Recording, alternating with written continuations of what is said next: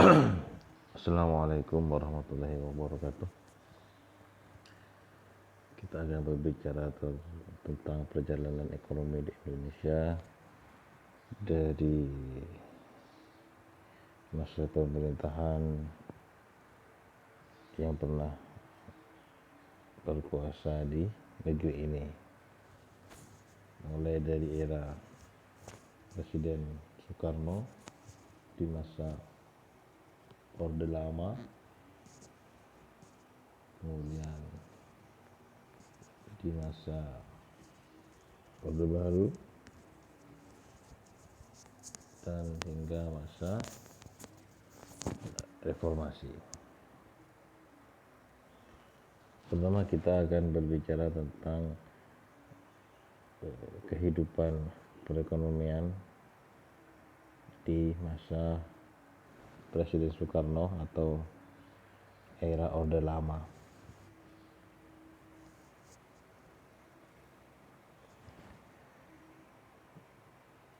Menurut pengamat ekonomi, dalam praktiknya sistem ekonomi Indonesia pada beberapa dekade belakangan sejak Orde Baru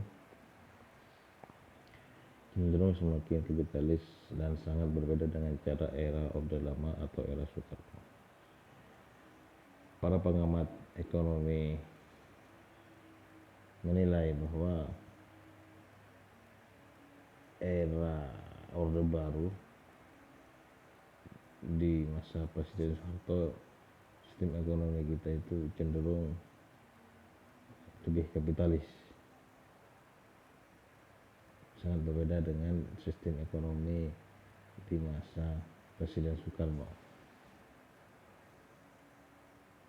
Sangat kontras, sangat kentara perbedaannya. Para pengamat juga menilai bahwa saat masa era Presiden Soekarno, bahwa sistem ekonomi Indonesia itu lebih dekat kepada sosialis, gitu, komunis, gitu. Soekarno sangat membenci dasar-dasar pemikiran Barat, termasuk sistem ekonomi kapitalis atau liberal. Sistem kapitalisme atau liberalisme selama penjajahan Belanda telah benar-benar menyengsarakan rakyat Indonesia. Kita tahu bahwa para penjajah Indonesia itu adalah negara-negara kapitalis, maka otomatis sistem ekonomi yang dijalankan saat itu adalah sistem ekonomi kapitalis, ya. Dan Soekarno dan teman-teman yang merupakan proklamator, merupakan founding father, merupakan aktor-aktor yang memperjuangkan kemerdekaan Indonesia, sangat membenci sistem ekonomi kapitalis karena itu yang dibawa oleh penjajah. Nggak mungkin dong kita akan meniru sistem penjajah, katakan pengen merdeka. Maka ketika Soekarno dan teman-teman berhasil memproklamasikan bangsa ini, maka dia berusaha untuk menerapkan sistem pemerintahan khususnya di bidang ekonomi ini berbeda dengan penjajahnya, gitu.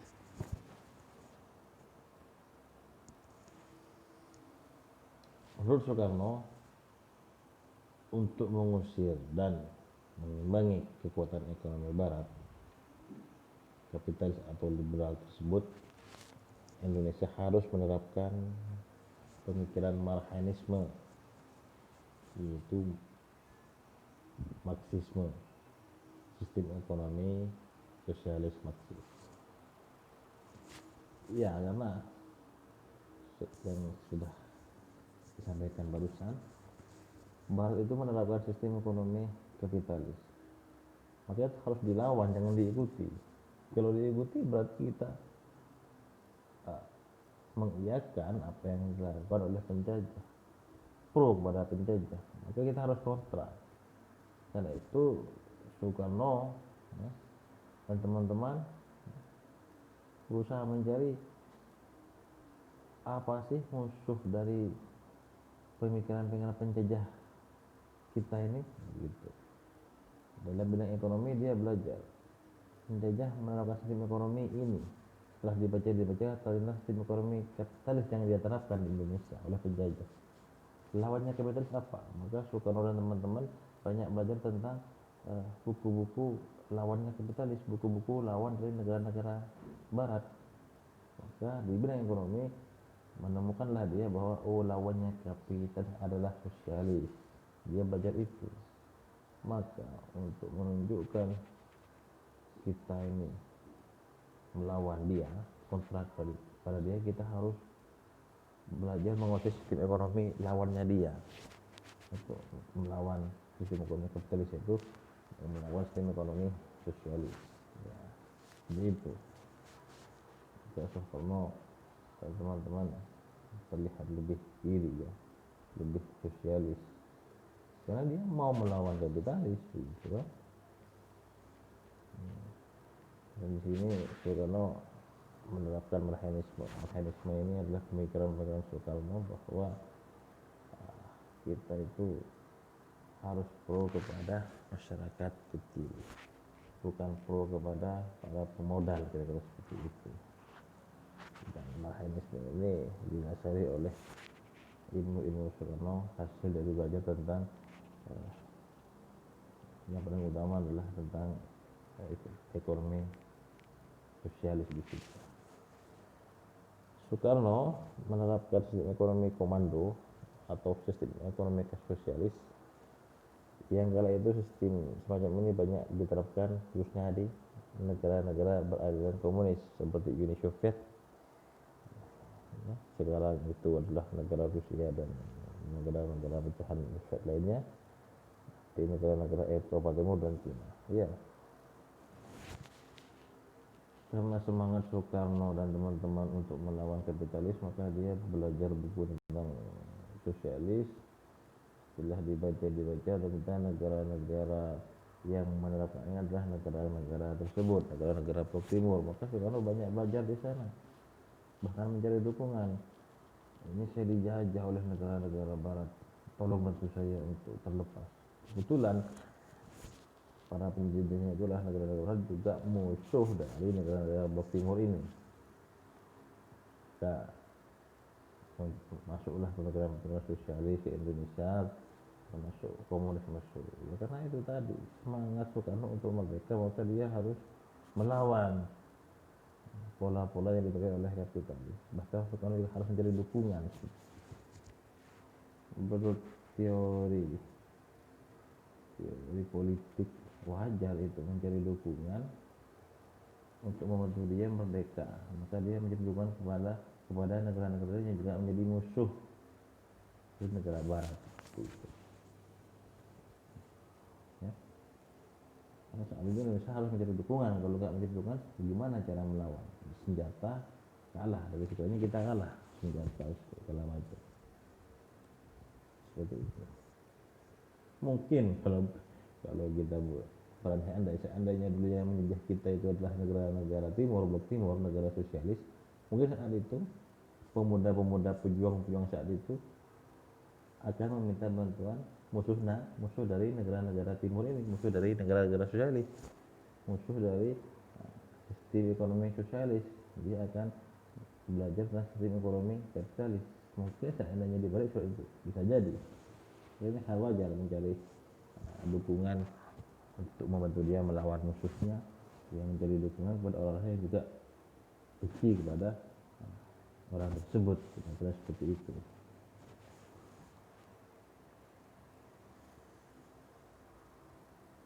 Sebenarnya saat itu Indonesia memilih haluan yang komunis hanya merupakan suatu refleksi dari perasaan anti kolonialisme, anti imperialisme dan anti kapitalisasi ya, yang sudah dijelaskan sebelumnya barusan. Kemudian pada tahun 1963 Soekarno menyampaikan konsep ekonomi yang dikenal dengan sebutan deklarasi ekonomi, yang berisi semacam tekad untuk menggunakan sistem ekonomi pasar sebagai koreksi terhadap praktek-praktek ekonomi komando. Upaya ini tidak terlaksana karena tidak mendapat dukungan dari partai-partai, salah satunya adalah PKI, Partai Kebangkitan Indonesia. Pada tahun ini ya, setelah Soekarno itu berkuasa sejak tahun 45 terus hingga tahun 50, 55, 59, 60 dan tahun 63 setelah berkuasa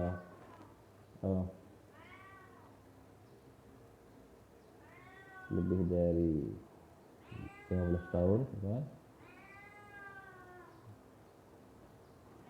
Soekarno itu setelah dia belajar tentang sistem ekonomi sosialis segala macam, ketika dicoba diterapkan di Indonesia ternyata ada beberapa kekurangan-kekurangan yang tidak sesuai dengan budaya Indonesia dengan sistem ekonomi sosialis itu.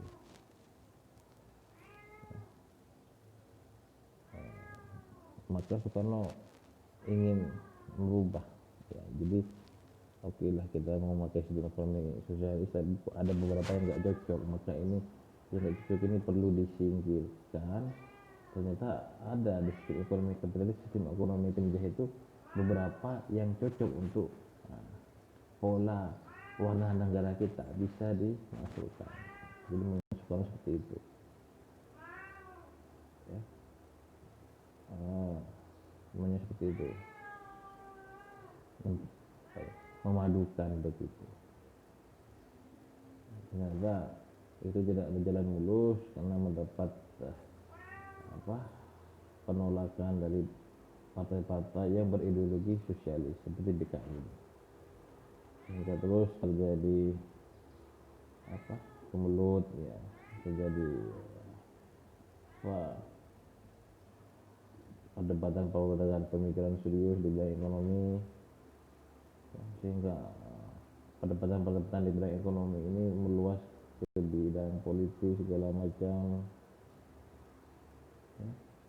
Sehingga kehidupan ekonomi negara Indonesia saat itu setelah 63 ke belakang mulai tidak stabil sampai 65, dan ditambah 65 muncul pemberontakan PKI ya, dan ya berakhirlah masa Orde Lama dan berakhir pula lah masa pemerintahan Insinyur Soekarno ya, seperti itu.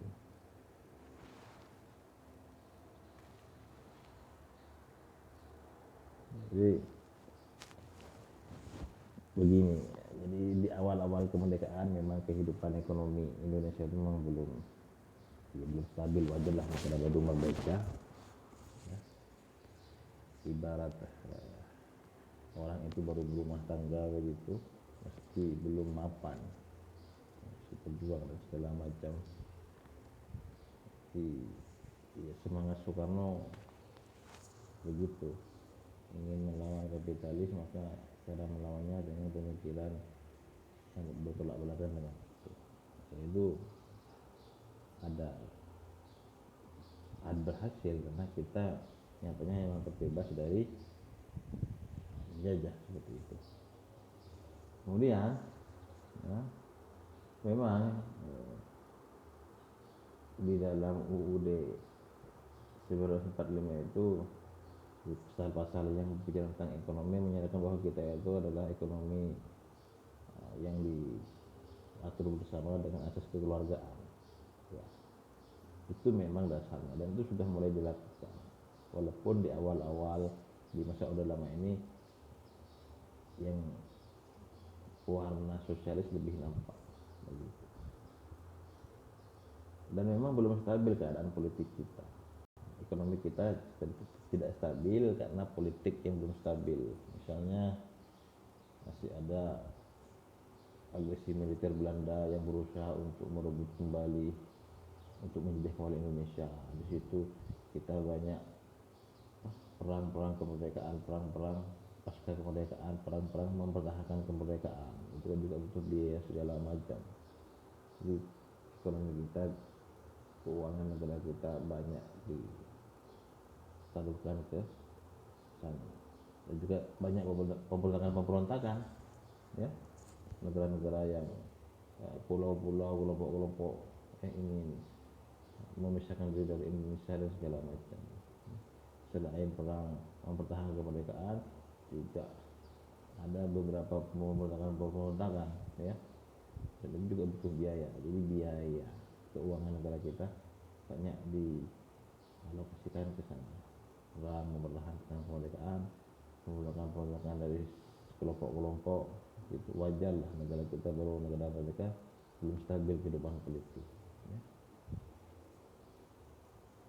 dan lain sebagainya.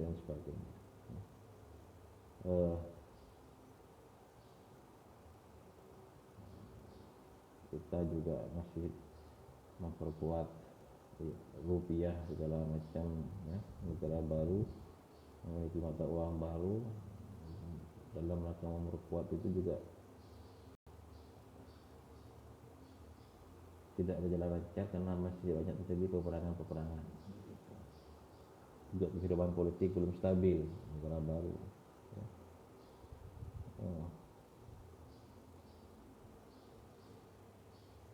Dan itu juga Indonesia menasionalisasi perusahaan-perusahaan milik Belanda, yang mana proses itu juga tidak gampang.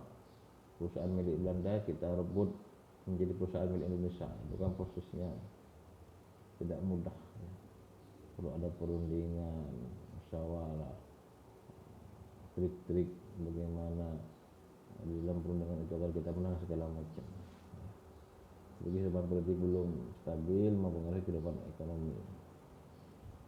Jadi Indonesia bisa bertahan dari 45 sampai tahun 50, 55 sampai tahun 59, terus sampai bertahan.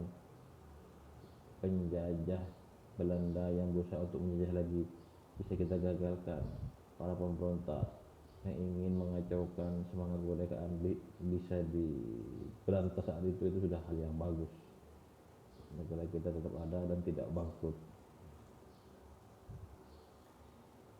Kemudian pada tahun 1957 muncul istilah ekonomi terpimpin, lebih memperkuat lagi sistem ekonomi komando yang tengah berlangsung. Pada tahun 57 itu semangatnya Soekarno dengan pemikiran sosialisnya muncul hal ini. Pada 1957 hingga 1958 terjadi nasionalisasi perusahaan Belanda ya. Di saat itu perusahaan Belanda yang mana itu perusahaan kapitalis direbut semua ya. Dengan perancangan ekonomi terpimpin ini, sistem politik dan ekonomi Indonesia semakin dekat dengan haluan pemikiran sosialis komunis. Itu tadi yang saya sampaikan. Kenapa kok kita lebih dekat ke sosialis komunis? Karena kita akan melawan kapitalis. Seperti itu. Jadi itu gambaran kehidupan perekonomian negara Indonesia di masa Orde Lama, sejak kemerdekaan hingga pemerintahan Presiden Soekarno berjalan hingga pemerintahan Presiden Soekarno berakhir. Seperti itu ya. Jadi proses melawan kapitalis, proses menghilangkan pemikiran kapitalis di Indonesia dari segala bidang, politik, sosial, budaya, ekonomi di situ.